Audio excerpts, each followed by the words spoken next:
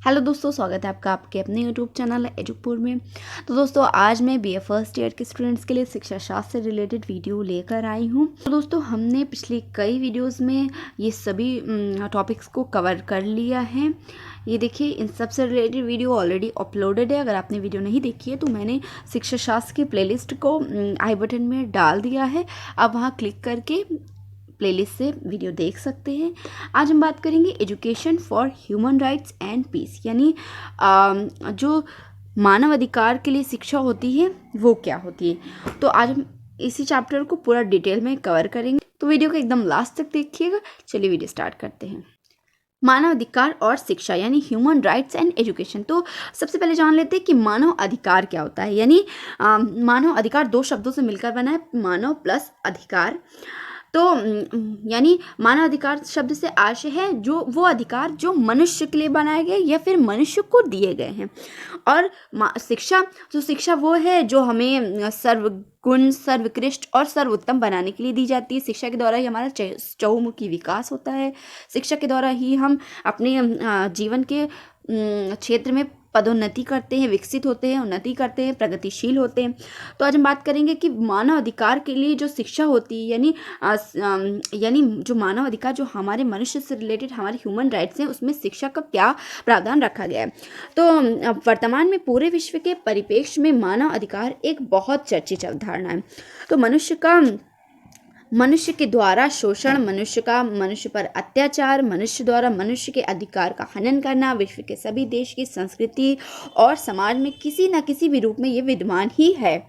तो जब तक मानवाधिकार का संप्रत अस्तित्व नहीं आया तब तक बीमारी, बेरोजगारी, शोषण, सुरक्षा आदि पर अंकुश नहीं लगाया जा सकता था। ना ही इस अन्याय के विपरीत कोई जागरूकता थी, ना ही लोग किसी के जब लोग किसी के अधिकारों का हनन करते थे तो कोई कुछ कर भी नहीं पाता था। परंतु जब मानवाधिकार नामक संप्रत व्यक्ति को अपने अधिकार का बोध कराने लगे, उनकी सुरक्षा और सुरक्षा की पृष्ठभूमि भी निर्मित करने लगे, तो शिक्षा मानवाधिकार प्रदान कर मानवाधिकार के प्रति जागरूकता लाने के लिए एक महत्वपूर्ण साधन भी बन गई।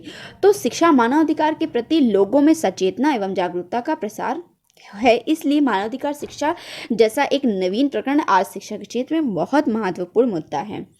तो यदि हम मानवाधिकार की अवधारणा के बारे में बात करें तो मानवाधिकार की अवधारणा का उद्गम स्रोत प्राकृतिक नियम है एक। तो प्राकृतिक नियम उन निर्धारित नियमों से अलग होते हैं जो राज या राजाओं द्वारा थोपे गए या फिर कानूनी रूप से बनाए गए हैं। तो यदि हम साधारण शब्दों में मानवाधिकार के बारे में बात करें तो साधारण शब्दों में मानवाधिकार का अर्थ मानव के अधिकारों से है।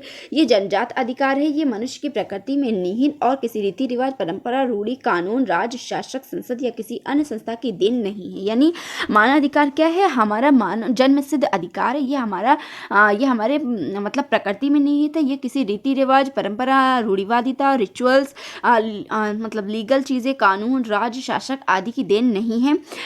वस्तुतः मानवाधिकार पहले अस्तित्व में आया, फिर उनको नियमबद्ध रूप से व्यवस्थित करने, कानून के रूप में लागू करने वाले माध्यम के रूप में राज्य, कानून और विभिन्न संस्थाएं स्थापित की गई। यानी जो हम अपने राइट्स के लिए लड़ते हैं, तो ये जो हमारा राइट्स है ना, ये हमारा जन्मसिद्ध अधिकार है कि प्रत्येक व्यक्ति को इस धरती पे निवास करने के लिए अपने जीवन से संबंधित फैसले लेने का अधिकार है। क्योंकि ऊपर वाले ने हम सबको इंडिविजुअल बनाया है, हम सबको अलग अलग बनाया है, तो हम सब का इस धरती पर अधिकार है।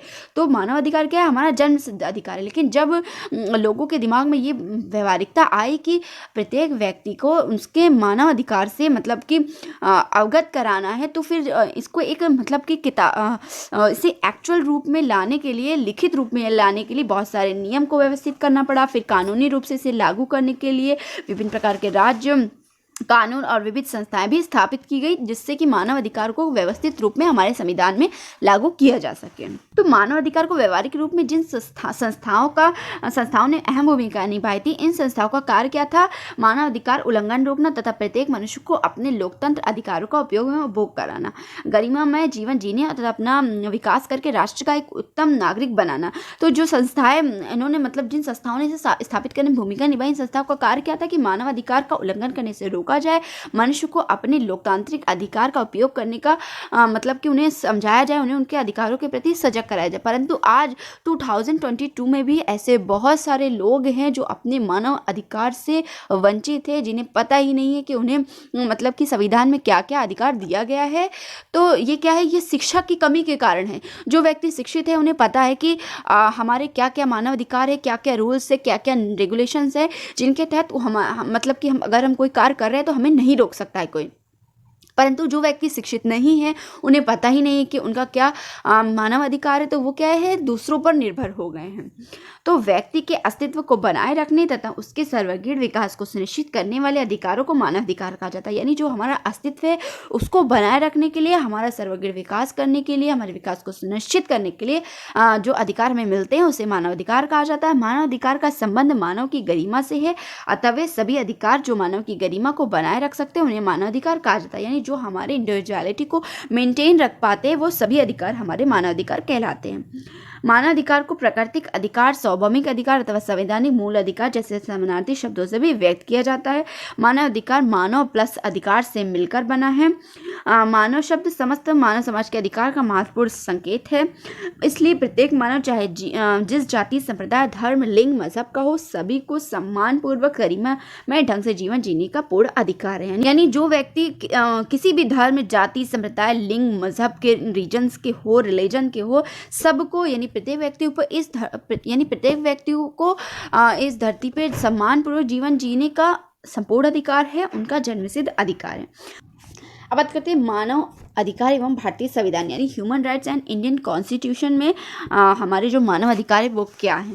तो भारतीय संविधान में मानव अधिकारों का विशेष ध्यान रखा गया। भारतीय संविधान की प्रस्तावना, मौलिक अधिकार और नीति निर्देशक तत्वों को भारतीय संविधान का आधार बनाया गया। ये मानव अधिकार ही सार्वभौमिक घोषणा के मूलभूत सिद्धांतों को प्रदर्शित करते हैं। भारतीय संविधान में समान एवं राजनीतिक अधिकारों को केवल संरक्षण किया गया, बल्कि इन्हें पर्याप्त सम्मान भी दिया गया। मतलब जो हमारे मानव अधिकार है केवल उन्हें हमारे भारतीय संविधान यानी इंडियन कॉन्स्टिट्यूशन में केवल संरक्षित नहीं किया गया, बल्कि इन्हें सम्मान भी दिया गया। समय समय पर सरकार के द्वारा ऐसे जागरूक अभियान चलाया गया कि प्रत्येक समाज में रहने वाले व्यक्ति को उनके मानव अधिकार के बारे में उन्हें जागरूक किया जाए, उन्हें बताया जाए कि उनका क्या क्या अधिकार है। भारतीय संविधान द्वारा प्रदत्त निम्न मौलिक अधिकारों का अवलोकन करने से स्पष्ट हो जाता है कि सार्वभौमिक मानवाधिकार घोषणा से बहुत साम्य रखते हैं। तो ये हमारे जो अधिकार है वो इनमें ये निम्नलिखित समता का अधिकार, यानी हम सब एक हैं, तो जिनमें धर्म, मूल वंश, जाति, लिंग या जन्म स्थान के आधार पर भेद का प्रतिषेध किया गया।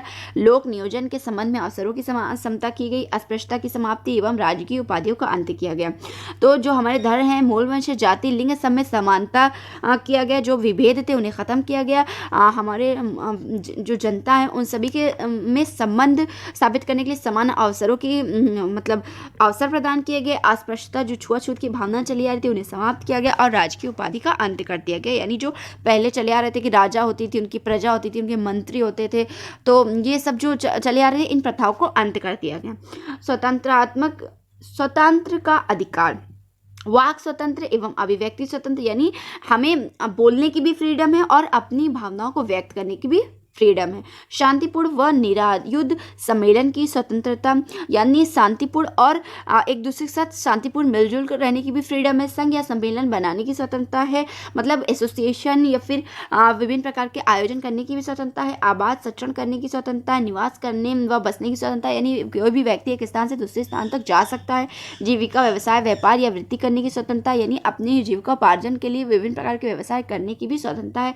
प्रारंभिक शिक्षा प्राप्त करने की स्वतंत्रता है। गिरफ्तारी व निरोध से संरक्षण, गिरफ्तारी हो जाती है तो बेल मिलने की भी हमारा ये मतलब अधिकार है। शोषण के विरुद्ध अधिकार, मानव दुर्व्यवहार के अधिकार, यानी जब कोई हमसे दुर्व्यवहार करता है उसके विरुद्ध भी हम कार्रवाई कर सकते हैं। बेगारी, बालाश्रम के विरुद्ध, यानी जब हमारी बेगारी की जाए, हमारा अनयूज किया जाए तो उसके विरुद्ध भी हम शिकायत कर सकते हैं। बाल श्रम का प्रतिशोध, यानी जो बच्चों के कार्य कराते हैं उनके प्रति मतलब कि उनके प्रति भी हम कार्रवाई कर सकते हैं। धार्मिक स्वतंत्रता का अधिकार, यानी जो हम अपने किसी भी धर्म, अपने किसी भी संस्कृति, रिलीजन के हिसाब से रह सकते हैं। कोई भी मतलब कि इसके लिए भी फ्रीडम है, हमें अधिकार है कि हम किसी भी धर्म, किसी भी संस्कृति के हों तो हम इंडिया में निवास कर सकते हैं। यानी अंतःकरण व धर्म मान्य क्रिया, धार्मिक क्रियाकलापों के प्रबंध की स्वतंत्रता, यानी कोई भी नॉन मुस्लिम वो मुस्लिम हो सकता है और जो मुस्लिम है वो नॉन मुस्लिम हो सकते हैं। तो ऐसी कोई भी मतलब कि ऐसा कोई कठोर नियम नहीं है कि आप अपने रिलीजन को चेंज नहीं कर सकते। किसी धर्म विशेष की अभिवृद्धि के लिए कर सदाई की स्वतंत्रता, धार्मिक शिक्षा, उपासना की स्वतंत्रता, सांस्कृतिक व शैक्षिक अधिकार, अल्पसंख्यकों की भाषा, लिपि या संस्कृति का संरक्षण, धर्म, मूल, जाति व भाषा का अधिकार, शिक्षा संस्थानों में प्रवेश का प्रतिषेध, अल्पसंख्यकों को शिक्षा संस्थान स्थापित व प्रशासित करने की स्वतंत्रता, यानी जो पिछड़े वर्ग के लोग हैं उनके लिए भी हमारे संविधान में समान अधिकार रखे गए हैं। संवैधानिक उपचार का अधिकार, प्रदत्त अधिकारों को परिवर्तित कराने के लिए उच्चतम न्यायालय में समावेदन करना आदि क्या है, हमारे मौलिक अधिकार है जो मौलिक अधिकार यानी हमारे मानव अधिकार है जो हमारे संविधान में हमारे लिए संरक्षित किए गए हैं। अब बात करते हैं बच्चों के अधिकार के बारे में, यानी राइट्स ऑफ चाइल्ड।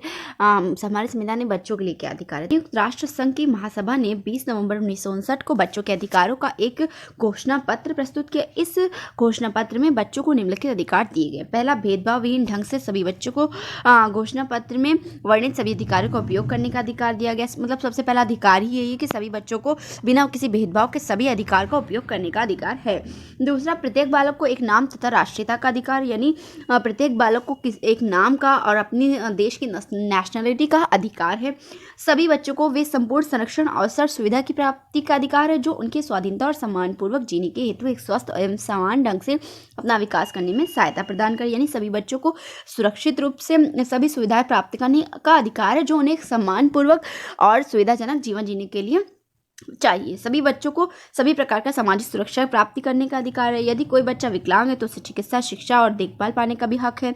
बच्चों को प्रेम, सद्भाव और स्नेह, सुरक्षा से के परिवेश को अपने माता पिता की देखरेख और जिम्मेदारी के द्वारा जहां तक संभव हो सके प्राप्त करने का अधिकार है। बच्चों को निःशुल्क शिक्षा, मनोरंजन तथा अपनी व्यक्तिगत क्षमता के विकास के लिए समान अवसर पाने का भी अधिकार है। किसी भी परेशानी या विपत्ति के समय बच्चों को समान रूप से त्वरित सुरक्षा एवं राहत की प्राप्ति का अधिकार, यानी अगर कोई परेशानी, कोई विपत्ति आ गई है तो उस बच्चे को इमरजेंसी हेल्प की भी मतलब अधिकार है। बच्चों को किसी भी रूप की क्रूरता, शोषण, उपेक्षा के विरुद्ध सुरक्षा पाने का अधिकार, यानी पहले के टाइम में क्या होता था, स्कूलों में टीचर्स बहुत ही ज़्यादा अभद्र और क्रूर व्यवहार करते थे, मारते थे, पीटते थे, सजा देते थे विभिन्न प्रकार की। तो क्या है कि हमारे संविधान में ये अधिकार रखा गया है, शोषण के विरुद्ध सुरक्षा पाने का अधिकार प्राप्त कर सकते हैं, उनके विरुद्ध कार्रवाई कर सकते हैं। सभी बालकों को किसी भी प्रकार के असमानता, भेदभाव से सुरक्षा की प्राप्ति तथा शांति, भ्रातृत्व की भावना के साथ पालन पोषण का अधिकार है। मानव अधिकार के लिए शिक्षा, यानी एजुकेशन फॉर ह्यूमन राइट्स। तो ऐसी शिक्षा जो हमारे मानव अधिकार के लिए मतलब उनका यूज़ करने के लिए दी जाए। तो मानव अधिकार शिक्षा को वर्तमान दौर की शिक्षा व्यवस्था का एक ज्वलंत प्रकरण कहा जा सकता है। मानव अधिकार शिक्षा से तात्पर्य मानव अधिकार के सुनिश्चय में शिक्षा के योगदान को सुनिश्चित करने वाली शिक्षा से। यह शिक्षा मनुष्य को उसके सांस्कृतिक, शैक्षिक, संवैधानिक, नैतिक मूल्यों से परिचित कराती है और अधिकारों का बोध कराती है, संवैधानिक कर्तव्य और कर्मों की ओर उन्मुख कराती है।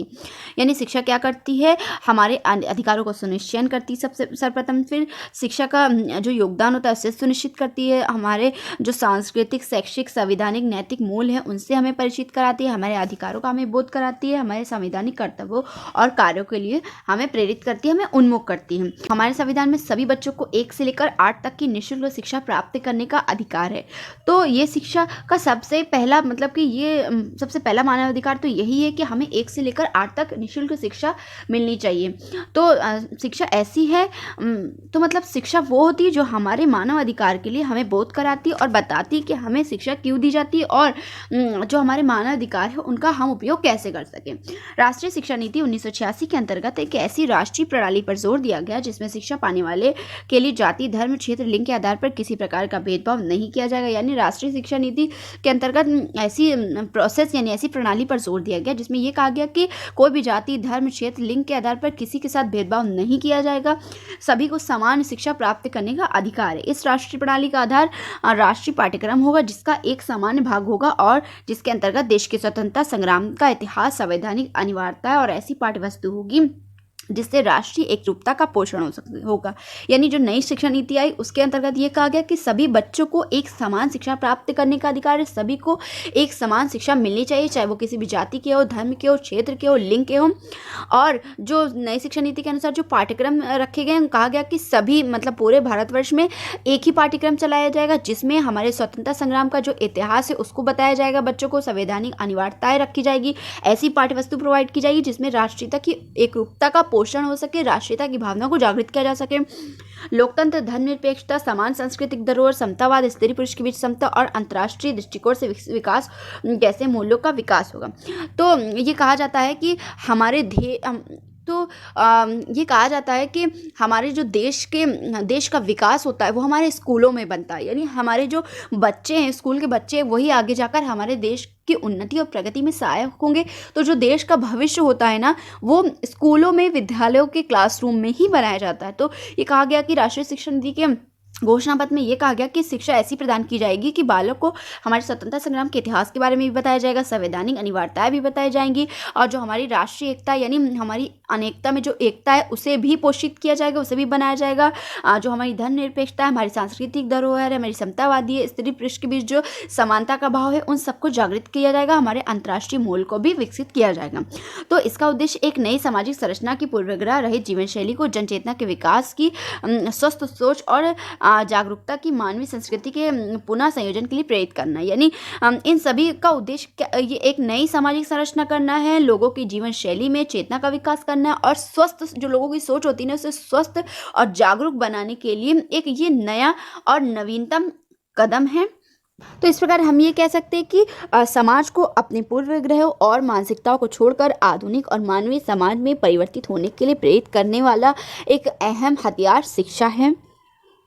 शिक्षा को मानवाधिकार के संरक्षण में अपनी सशक्त भूमिका निभानी चाहिए। तो शिक्षा मानवाधिकार के लिए भी होनी चाहिए। शिक्षा का एक उद्देश्य मानवाधिकार की संरक्षा और अनुपालन भी होना चाहिए। शिक्षा के पाठ्यक्रम में मानवाधिकार से युक्त तथ्यों, मान्यताओं, विविध पहलुओं को रखना चाहिए। शिक्षा का संपूर्ण नियोजन मानवाधिकार केंद्रित होना चाहिए। तो देखिए, हमारे यूनिट 1, यूनिट 2 पूरा कंप्लीट हो चुका है। वीडियो में हम यूनिट 3 के बारे में बात करेंगे, जिसमें हम करिकुलम के पूरे इन टॉपिक्स को कवर करेंगे और वैल्यू एजुकेशन के बारे में बात करेंगे।